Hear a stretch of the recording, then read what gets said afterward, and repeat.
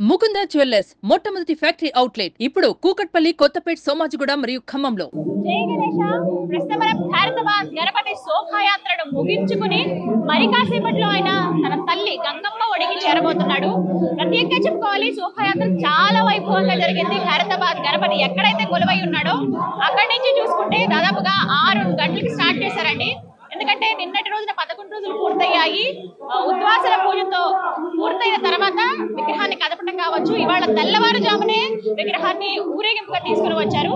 ఎక్కడైతే శోభాయాత్ర 6 గంటలకు ప్రారంభమైంది అప్పటి నుంచి నాన్ స్టాప్ గా అక్కడి నుంచి రావడం, ఎక్కడికక్కడ కాసేపు ఆగుతూ భక్తులకు దర్శనమిస్తూ అలా ముందుకు సాగాడు ఈ భారీ గణపతి. ఒకసారి చూడొచ్చు, స్వామిని ఇంకా తనివి తీరా చూడాలనిపిస్తుంది ఎన్నిసార్లు చూసినా కూడా. ఇక్కడ ప్రస్తుతం మనం ఉన్నది క్రేన్ నెంబర్ 4 అండి. భారీ క్రేన్ తెప్పించారు, ఎందుకంటే తెలిసిందేగా ఈసారి స్వామి 70 అడుగుల్లో మహాశక్తి గణపతిగా కనిపించారు. ఆ 70 కూడా విగ్రహం ఎప్పుడైతే భారతబాద్ లో పెట్టడం స్టార్ట్ చేశారో శంకరయ్య గారు 1954 నుంచి ఇప్పుడు 2024 మొత్తంగా 70 సంవత్సరాలు అయింది. దానికి పూర్తిగా 70 అడుగుల విగ్రహాన్ని ఏర్పాటు చేశారు.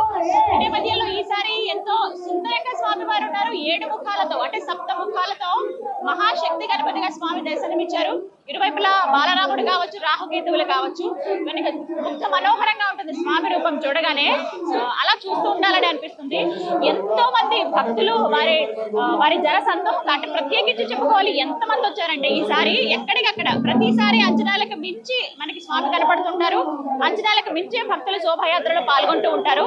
ఇందులో భాగంగా ఈసారి ఎంతో మంది భక్తులు వచ్చే దగ్గర లక్షల్లో ఉన్నారనే చెప్పుకోవాలి. ఇసుక వేస్తే రాలనంత మంది భక్తజనం మొత్తం ట్యాంక్ బండ్ పరిసర ప్రాంతాల్లో మనకి కనిపిస్తారు.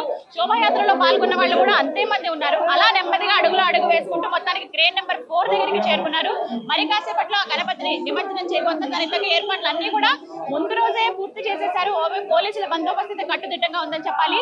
ఒకవైపుగా ఏ వైపు అయితే స్వామిని నిమజ్జనం చేస్తున్నారో ఆ వైపు రాకపోకలకి బ్రేక్ వేశారనే చెప్పుకోవాలంటే ట్రాఫిక్ ఆంక్షల నిమిత్తం కొన్ని ఏరియాస్ పూర్తిగా జోన్ అంతా ఎక్కడ అసలు వెహికల్స్ ఏవి రాకుండా చేశారు. సో అక్కడ కట్టుదిట్టం చేయడం వల్ల కాస్త సులువైంది విగ్రహాలకి.